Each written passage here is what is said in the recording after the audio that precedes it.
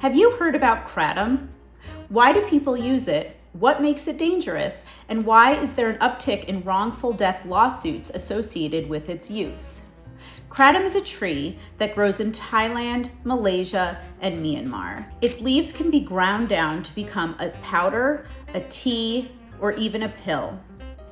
Some people say that it's used to relieve the symptoms of anxiety, sleeplessness, and even chronic pain. However, kratom acts similar to an opioid in the body. We do know that opioids can be safe when they're prescribed by a doctor, used at a very specific dosage and for a very specific period of time. However, there is not yet enough research on kratom to know if that's true.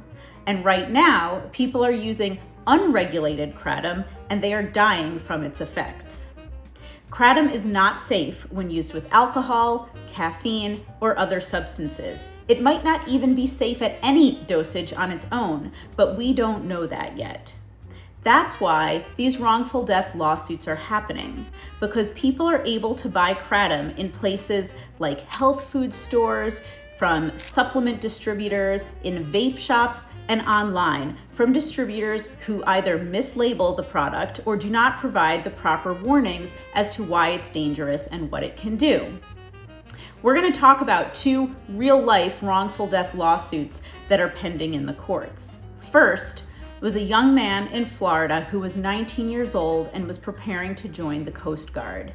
He was feeling some anxiety at a lot of major life changes that he was dealing with at the time, and he took a little bit of kratom that he purchased at a vape shop and consumed it along with beer that he had one evening out with his friends.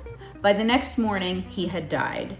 His family filed a lawsuit against the store where he purchased the kratom, claiming that it was not properly labeled, he wouldn't have known the dosage, and he wouldn't have known how dangerous it was to his health. In a very similar case, a 39-year-old mother of 4 purchased kratom online. She received a substance that was labeled space dust, and she put it in her coffee. After consuming the coffee with the space dust, she also died, and her cause of death was labeled as kratom poisoning.